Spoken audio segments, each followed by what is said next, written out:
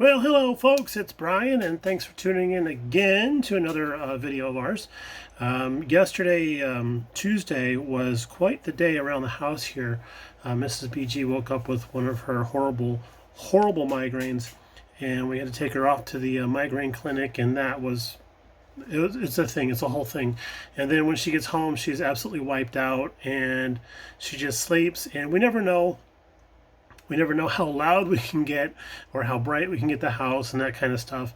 And then we don't know when she's going to wake up and be hungry or need to be taken to the ER again or something like that. So yesterday was pretty much 24 hours of me being awake and on call waiting for her to let me know if she needs anything. And thankfully this morning, Wednesday, she woke up and she was chipper, and everything was under control. So she's off to work today out of the house. But man, I tell you, for 24 hours there, it's grueling for me because I don't sleep, I don't rest, I'm on high alert, waiting for her to come to me with some sort of issue, me checking on her, every hour or so, just kind of popping into the bedroom, making sure she's all right. But yeah, no bench time yesterday. I didn't do any videos yesterday. I wanted to, but I didn't even work on the Ming build, and I have that sitting here next to me, and that's going to be the next video. But right now, we want to talk about a buddy build that we're doing with our buddy Dylan. I used to say back in the past our little buddy Dylan, but now that he's almost as tall as us, he's our equally tall buddy Dylan. And we decided to work on the Baldwin-Motion 69 Corvettes. This is a kit that I've had in my stash for a little while. And I think, if I remember correctly, when we were in Acme last year, we found a kit for Dylan to get, and we talked about it then, about doing another buddy build. And then we had originally planned to do another buddy build over the summer, and then bring that to this year's Acme build. But that ain't happening. We still wanted to do the buddy build nonetheless. So we are going to be starting on the 10th of September, which happens to be Mr. Dylan's birthday. It's coming up here pretty fast. That's going to be 8 days from now. And then we're going to end it on October 22nd of this year, 2020, because that's my birthday. Yes, that's right. So we're kind of doing ourselves a birthday buddy build.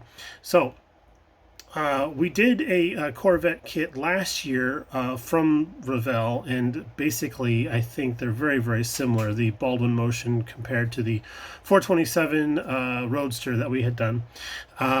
And to my dismay, I took that to my club meeting, and I would have gotten the award for that one for the month, but somebody pointed out that Corvettes aren't convertibles, they're Roadsters. I was like, damn it. Thank you, Raul. But nonetheless, we got this kit here, and we've had this one in the stash for a little while. The thing is, and if you guys are fans of Muscle Car Modeler, you'll know that he has a video up about the specific kit, and that is that this should all, back in this area here, should be all white with a nice stripe and everything like that. That would be very, very nice to do that. I don't really want to have I don't think I have the time or the skill level to do it as Raul had done his. So we're going to go ahead and follow the cheat with the decal pack here and just kind of go along with it. As for color, we love this color. This is a beautiful color right here. I'm not a dark color guy myself, unlike my friend Dylan, but we did go through our splash paint stash, and we came up with, hold on to your hats there, Mopor guys, because we're using a B5 blue from our buddy's Splash Paints. It's number SP-169, and get that quick paint machine shake. There we go. It's going to be nice. It's got a nice pearlescent to it. I think that this is going to be a good color for this dude here. And this one does come with the T-tops scribed on there pretty deeply, but we see on the box art that the T-top thing isn't really highlighted very well. Let's take a look at a different picture here. Yeah, the kind of I think the white decal sort of obscures the T-top on that, but I think we'll leave the T-tops in place. I think that looks good like that. I really love the flying buttresses back here on this body style. It's just so racy.